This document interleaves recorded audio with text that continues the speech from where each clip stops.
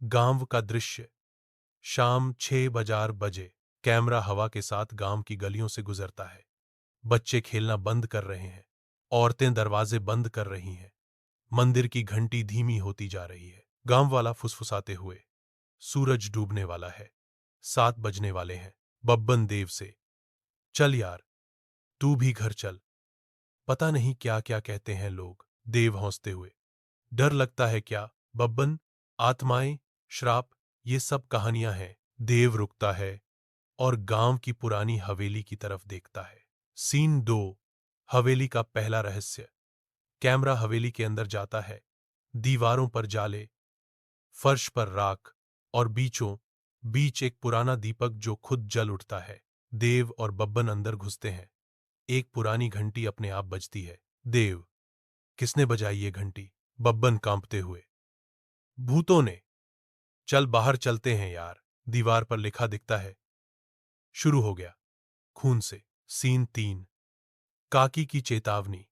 देव और बब्बन काकी के पास जाते हैं। काकी आंगन में तुलसी पर दीपक जला रही हैं। उनके चेहरे पर चिंता है। काकी धीरे से, हवेली के पास मत जाया कर बेटा। 7 बजे के बाद वहां रूहें जागती हैं। देव, पर ऐसा क्या हुआ था काकी, जो सब डरते हैं? काकी की आंखें भर आती हैं। वो एक पुरानी कहानी सुनाती हैं। सीन 4। फ्लैशबैक। श्राप की शुरुआत। पुराने जमाने का दृश्य। राणा साहब के पूर्वज एक तांत्रिक काल भैरव से अमरता का यज्ञ करवाते हैं, लेकिन उसमें एक मासूम ग्रामीण की बलि दी जाती है। जैसे ही खून गिरता है, यज्ञ की आग काली हो जाती है और हवा में चीखें गूंजती हैं। तांत्रिक गर्जना करते हुए, जिस दिन सूरज डूबेगा उसी क्षण आत्माएं लौटेंगी। यह गांव हर रात जीवित और मृत के बीच फंसा रहेगा। संगीत डरावना हो जाता है।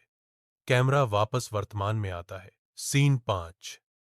नंदिनी की पहली झलक। नंदिनी मंदिर में पूजा कर रही है। तेज हवा चलती है। दीपक बुझ जाता है और उसे मंदिर की सीढ़ियों पर एक परछाई दिखती है, बिना चेहरा। नंदिनी डरते हुए, कौन है वहां? कोई जवाब नहीं, पर कदमों की आवाज आती है। सीन 6। 7 बजते हैं। आत्माएं लौटती हैं। गांव में 7 बजे की घंटी बजती है। सब दरवाजे बंद। हवेली में खिड़कियां अपने आप खुलती हैं। एक स्त्री आत्मा उल्टी लटकी हुई छत से धीरे धीरे नीचे उतरती है। उसके बाल जमीन तक लटक रहे हैं। आंखें सफेद हैं। बब्बन देव से, वो क्या है? देव कुछ बोल नहीं पाता। आत्मा अचानक चीख मारती है और बब्बन बेहोश हो जाता है। सीन 7। राणा साहब का रहस्य। देव हवेली में राणा साहब से मिलता है। वह मंद रोशनी में एक सिंहासन जैसे कुर्सी पर बैठे हैं। चेहरा गंभीर, आंखें बुझी बुझी। राणा साहब, कुछ चीजें मिटाई नहीं जाती देव, सिर्फ दबाई जाती हैं। देव, अगर आप सब जानते थे तो कुछ किया क्यों नहीं? राणा साहब धीरे से, मैंने कीमत चुकाई है। मेरी आत्मा आधी जी रही है, आधी मर चुकी है। सीन 8। आत्मा का हमला। रात 7। एक बच्चा गलती से बाहर रह जाता है। परछाइयों से भरी सड़क पर वह चलता है। एक बूढ़ा आदमी बिना पांव के तैरते हुए उसके पीछे आता है और बच्चा चीख मारता है।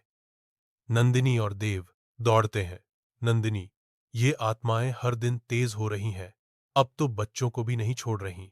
सीन 9। काकी का रहस्योद्घाटन।